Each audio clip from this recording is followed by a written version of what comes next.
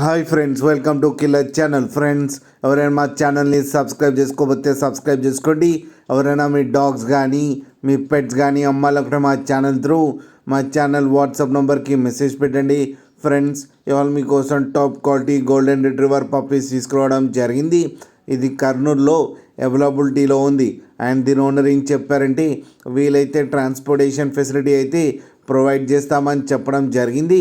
And ఈ puppy age వచ్చేసరికి 30 days అని చెప్పారు. Friends, male and female pups రెండు అవైలబుల్లో ఉన్నాయని చెప్పారు.